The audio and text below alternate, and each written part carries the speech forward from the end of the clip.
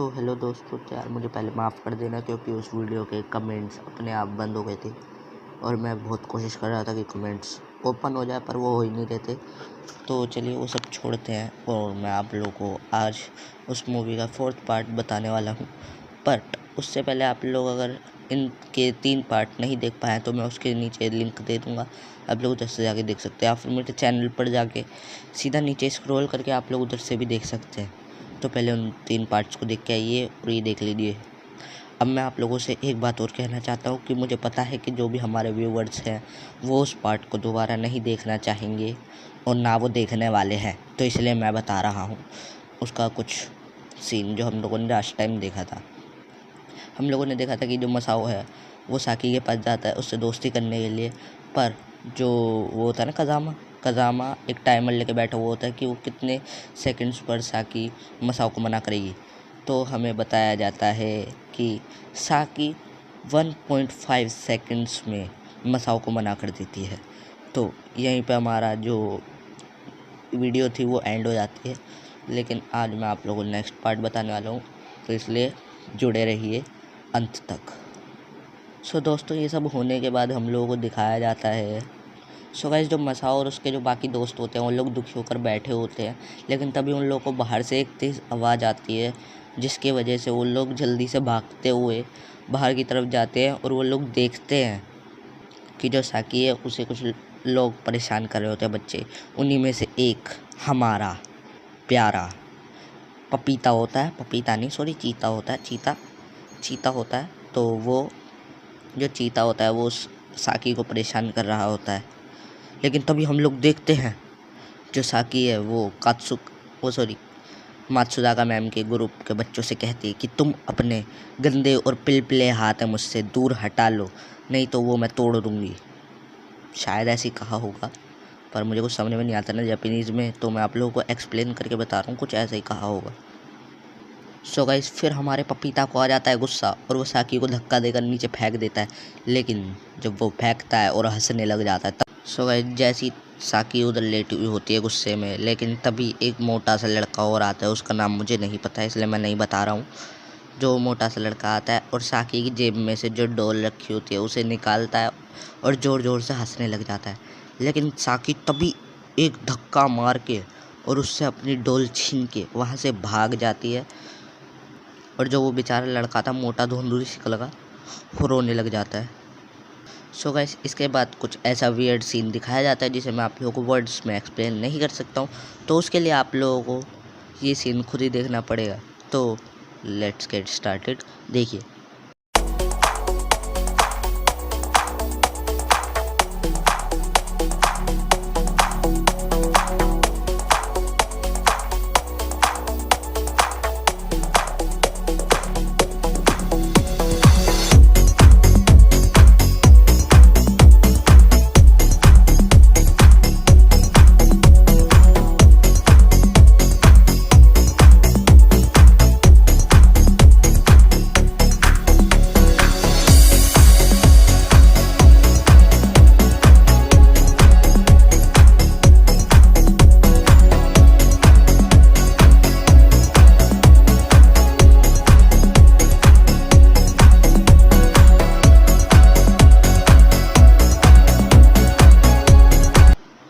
So guys आप लोगों ने जैसा देखा कि शिनचैन साकी को किस तरीके से बचा लेता है, फिर हमें दिखाया जाता है जो मात्सुदाका मैम और कौन थी योशिनागा मैम, हाँ मात्सुदाका मैम और योशिनागा मैम दोनों आ जाती हैं और जो मात्सुदाका मैम होती है वो अपना सर पकड़कर बोलती है योशिनागा मैम से कि मुझे जो वियर्ड सपना आया था वो इतना ज़्यादा बुरा था कि उससे अब मेरे सर में दर्द हो रहा है। उस सपने ने मेरी पूरी की पूरी रात ख़राब कर दी थी और अब ये बच्चों का झगड़ा वगैरह या फिर जो भी कुछ होता है वो। सो गाइस इतना सब कुछ होने के बाद जो योशिनागा मैम है वो साकी को ढूंढती है पर वो मिलती नहीं, क्योंकि साकी जो थी वो स्कूल के कहीं पीछे छुपी हुई थी मतलब। लेकिन वही कहते हैं ना कि हमारी नैनी जो है वो बहुत ज़्यादा चालाक है, चालाक तो बहुत ज़्यादा है। इस मारे जो नैनी है वो उसका पीछा करते करते उसको पकड़ ही लेती है। सो गाइस जब नैनी उसे पकड़ लेती है तो वो कहती है नैनी कि साकी क्या तुम अगर सॉरी नहीं बोल सकती हो तो थैंक यू तो बोल ही सकती हो। तभी साकी पूछती है कि मैं थैंक यू किसको बोलूँ। सो गाइस नैनी बोलती है कि शिनचैन को तुम्हें थैंक यू बोलना चाहिए क्योंकि उसने तुम्हें बचा लिया था। तो गाइस जो साकी होती है वो तभी कहती है कि कितनी अजीब सी बात है ना कि मैं उस शिनचैन से बच गई हूँ, पिलपिले हाथ वाले से। सो गाइस जो नैनी होती है उसे बड़ी तेज गुस्सा आ रहा होता है, लेकिन तभी वो एकदम से हंसने लग जाती है। अरे वाह क्या बात है। और हंसने के बाद जो नैनी है वो साकी से कहती है कि मैं तुम्हें पर्सनली डिसलाइक नहीं करती हूँ, तुम बहुत ज़्यादा ज़िद्दी हो, पर मुझे भी कहीं ना कहीं ये चीज़ बहुत ज़्यादा पसंद आती है। अरे वाह। सो गाइस जो उन लोगों के बीच की बात होती है वो लोग करके वहाँ से जा रहे होते हैं, चले जाते हैं मतलब। और फिर जो हमारा बोचैन होता है वो पीछे पेड़ों के पीछे जाकर सब कुछ सुन रहा होता है। तो गाइस अब होती है हमारी मूवी स्टार्ट, क्योंकि जब ये जो सीन होता है ये पूरा कट हो जाता है, मतलब ख़त्म हो जाता है, और फिर हमें दिखाया जाता है नाइट सीन। ओके, यहाँ से रियल स्टोरी शुरू होती है। तो हमें दिखाया जाता है जो शिनचैन के डैड है वो सो रहे होते हैं। सो गाइस जो शिनचैन के डैड होते हैं उन को बहुत ज़्यादा आवाज़ें आ रही होती है पीछे से अपने। तो वो क्या करते हैं शिनचैन के डैड की, वो जाते हैं उस गेट को खोलते हैं और वहाँ पर देखते हैं कि जो शिनचैन के डैड का दोस्त होता है कावागोची, वो शिनचैन के डैड की जगह ले चुका होता है और उसके परिवार के साथ खेल रहा होता है। सो गाइस जो शिनचैन के डैड है वो कावागोची की तभी कॉलर पकड़ लेते हैं और उससे कहते हैं कि तुम यहाँ पर क्या कर रहे हो, यहाँ पर मैं होना चाहिए हूँ, ये मेरी फैमिली है। सो गाइस इतना होने के बाद जो शिनचैन है वो आ जाता है और शिनचैन कहता है कि आप मेरे डैड नहीं हो, कावागोची मेरे डैड है और मैं कावागोची शिनोजुके हूँ। सो गाइस इतना सब कुछ होने के बाद जो शिनचैन के डैड है वो अपना सर पकड़ लेते हैं और बहुत ज़्यादा रोने लग जाते हैं, उन्हें बहुत ज़्यादा डर लग रहा होता है।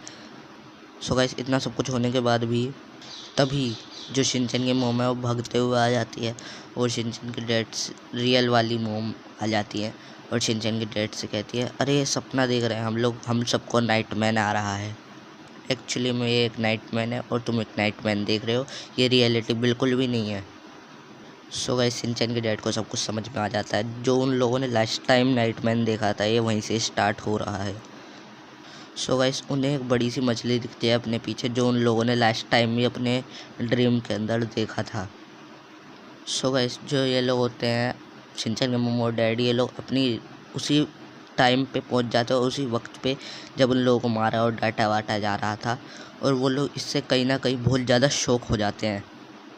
सो गाइस तभी हम लोग को शिनचैन दिखाया जाता है जो अपने वर्ल्ड के अंदर बहुत ज़्यादा मज़े कर रहे होते हैं और खेल रहे होते हैं, जहाँ पर शिनचैन जो सपना देख रहा होता है वो एक पूल पार्टी होती है जो वो हमेशा से करना चाहता था और वो वहीं कर रहा होता है। सो गाइस जो कज़ामा और नैनी होते हैं वो दोनों ऊपर से देख रहे होते हैं और जो कज़ामा है वो कहता है कि देखने से तो नहीं लग रहा है 5 साल का बच्चा है, क्योंकि जो भी ये सब कुछ कर रहा है सब एकदम अडल्ट वाले हैं। सो गाइस तभी नैनी कहती है कि उसे जो भी कर रहा है उसे करने दो, क्योंकि वो अभी एक ड्रीम देख रहा है और उसे अपना ड्रीम करने दो पूरा। सो गाइस तभी हम लोग देखते हैं जो मसाओ है वो अपनी इमेजिनेशन से एक बहुत बड़ा मांगा आर्टिस्ट बन जाता है, जो वो हमेशा से बनना चाहता था। सो गाइस जो भी सभी बच्चे होते हैं वो लोग अपने मनपसंद के सपने देख रहे होते हैं, जो भी वो लोग बनना चाहते हैं या फिर देखना चाहते हैं। सो गाइस मसाओ बहुत ज़्यादा बड़ा वाला राइटर बन चुका होता है और मज़े कर रहा होता है अपने वर्ल्ड के अंदर। सो गाइस जो कज़ामा होता है वो तभी देखता है कि कुछ गुड्डे जैसे कुछ लोग हैं और वो सभी के सपनों के पास जा रहे हैं और कुछ बबल जैसी चीज़ उनसे चुरा रहे हैं। ये सब कुछ देखने के बाद कज़ामा बहुत ज़्यादा डरने लग जाता है। सो गाइस इतना सब कुछ देखने के बाद हमें दिखाया जाता है कि जो साकी है और साकी के डैड दोनों एक जगह पे बैठे होते हैं और कुछ बातें कर रहे होते हैं। सो गाइस जो साकी के डैड होते हैं वो तभी एक अपनी मशीन के पास जाते हैं और उस लीवर को घुमा देते हैं। सो गाइस जो साकी के डैड होते हैं जब वो लीवर घुमा देते हैं तो जितने भी बच्चे अच्छे सपने देख रहे थे वो लोग अचानक से उस बुरे वर्ल्ड में जाने लग जाते हैं, एकदम से उड़ने लग जाते हैं, अपने आप जाने लग जाते हैं, लेकिन उस हॉरर वर्ल्ड में। सो गाइस जितने भी बच्चे होते हैं वो लोग हॉरर वर्ल्ड के अंदर पहुंच जाते हैं अच्छे वर्ल्ड से निकल कर। सो गाइस जितने भी बच्चे अच्छे सपने देख रहे थे वो उन लोगों के सपने पूरी तरीके से बदल जाते हैं, मतलब हॉरर बन जाते हैं। सो गाइस जो मसाओ होता है वो जब बुरे वर्ल्ड में वो अच्छा सपना देख रहा होता है, अपना जो ड्रीम था पूरा कर रहा होता है, तो वो उसे बहुत ज़्यादा इज्जत मिली होती है, सब कुछ मिला होता है। पर जब वो बुरे वर्ल्ड के अंदर चला जाता है, उसके बाद उसे बहुत सारे लोग पीछे से फोर्स कर रहे होते हैं बुक लिखने के लिए, और बहुत लोग मार भी रहे होते हैं। सो गाइस, जितने भी सपने होते हैं सब बच्चों के, वो एकदम से बुरे सपने में बदल जाते हैं। सो गाइस, यहाँ से पूरा सीन चेंज हो जाता है और सुबह हो जाती है। और सुबह हम लोग को दिखाया जाता है कि जितने भी मोम और डैड हैं वो अपने बच्चों से पूछते हैं, तो वो लोग शौक हो जाते हैं कि इन लोगों को इतने बुरे बुरे नाइटमैन कैसे आए।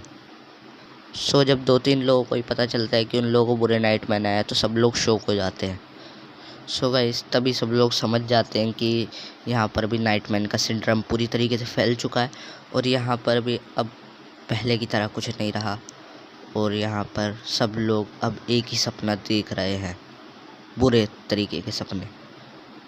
सो गाइस, ये सब कुछ सुनने के बाद जो लोग होते हैं वो गुस्सा करने लग जाते हैं और बहुत ज़्यादा पैनिक हो जाते हैं।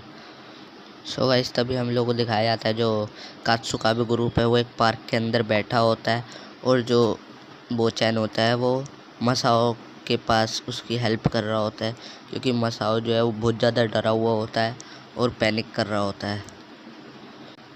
सो गाइस, जो मसाओ को सपना आया था वो उससे बहुत ज़्यादा डर जाता है और पैनिक हो जाता है, और उसे पसीना आने लग जाता है कंटिन्यूटली। सो गाइस, तभी साइड से कज़ामा आ जाता है और सब लोगों से कहता है कि मैंने सपने में देखा था कि जो अजीब से जानवर थे वो सबके सपनों को शक कर रहे थे और पता नहीं एक पोर्टल को भर रहे थे। सो गाइस, कोई भी कज़ामा की बात पर यकीन नहीं करता है, और वो लोग यही सोचते हैं कि ये तो बस एक मजाक कर रहा है। सो गाइस, ये सब कुछ होने के बाद जो नैनी है वो ये सोचती है कि कोई भी ये सब कुछ क्यों कर रहा है, और तभी उसको ख्याल आता है साकी चैन का, क्योंकि साकी चैन को ही इसके बारे में कुछ ना कुछ पता होगा, क्योंकि सब लोगों ने उस ड्रीम में साकी चैन को बिल्कुल हटकर देखा था। सो सब लोग सोचते हैं कि हम लोगों को साकी चैन से कुछ बात करनी चाहिए। सो गाइस, जो सब लोग हैं वो साकी चैन का एड्रेस ढूंढने लगते हैं और साकी चैन के घर तक पहुंच जाते हैं। सो गाइस, जब वो उसके गेट पर पहुंच जाते हैं और वो आवाज़ मारने लग जाते हैं, बैल बजाने लग जाते हैं, पर कोई भी जवाब नहीं आता है, मतलब उन्हें कोई भी रिप्लाई नहीं देता है। सो गाइस, जो शिनचैन होता है वो एक छोटा सा होल ढूंढ लेता है अपने निकलने के लिए अंदर, और वो इस छोटे से होल से अंदर घुस भी जाता है। सो गाइस, जैसे ही शिनचैन अंदर घुस जाता है तो साकी चैन वहाँ पर आ जाती है और एक बहुत बड़ा सा हथियार उठा लेती है, क्योंकि साकी चैन होती है, और वो उसका शिनचैन को मारने पीटने लग जाती है, क्योंकि उसे ऐसा लगता है कि जो शिनचैन है वो यहाँ पर कुछ चोरी चकारी करने आया है, कोई इंट्रीग्यूटर है या फिर कुछ और। सो गाइस, भागते भागते जो शिनचैन होता है वो झाड़ियों के अंदर घुस जाता है और झाड़ियों से पार हो जाता है, तो वो एक गार्डन में गिर तो जाता है, पर जो गार्डन होता है वो बहुत ज़्यादा अलग होता है उस जगह से, क्योंकि जगह तो बहुत ज़्यादा गंदी थी, पर ये जो जिस जगह पर वो गिरा था वो बहुत ज़्यादा सुंदर और अजीब सी लग रही होती है उसे। सो गाइस, जब शिनचैन उस गार्डन को देख ही रहा होता है तभी पीछे से एकदम से साकी चैन आ जाती है और शिनचैन पे मारने ही वाली होती है वो अपना हथौड़ा जैसा कुछ, लेकिन तभी वहाँ पर नैनी आ जाती है और नैनी साकी को रुकने के लिए कहती है, और साकी जो होती है वो रुक भी जाती है। सो गाइस, जो नैनी होती है वो कहती है कि हम लोग को आराम से बात करनी चाहिए, और जो साकी होती है वो आराम से बैठ जाती है और उन लोगों से बात करने के लिए तैयार हो जाती है। सो गाइस, अब हमें पता लगने वाला होता है कि इस सब के पीछे क्या राज है और साकी चैन ऐसा क्यों कर रही है। तो अगर आप लोगों को इसका नेक्स्ट पार्ट चाहिए तो यार कमेंट कर देना। नीचे आप लोगों को मेरी फेसबुक और इंस्टाग्राम की आईडी मिल जाएगी, आप लोग मुझे उधर जाके फॉलो करके और उधर मैसेज शेयर कर सकते हैं। अगर आप लोगों को कुछ सवाल पूछना है तो आप लोग उधर जाके पूछ सकते हैं। तो अगर आप लोग को इसका नेक्स्ट पार्ट चाहिए जहाँ पर हम लोग को सब कुछ पता लग जाएगा, अगर भाई नीचे कमेंट अपने आप भाई ऑफ हो जाते तो मुझे माफ़ कर देना, वरना मैं तो भाई कमेंट हमेशा अलाउ करके रखता हूँ। तो आप लोग मुझे इंस्टाग्राम और फेसबुक पर जाके अपना मैसेज शेयर कर सकते हैं। तो आज के लिए बस इतना ही, बाय बाय गाइस।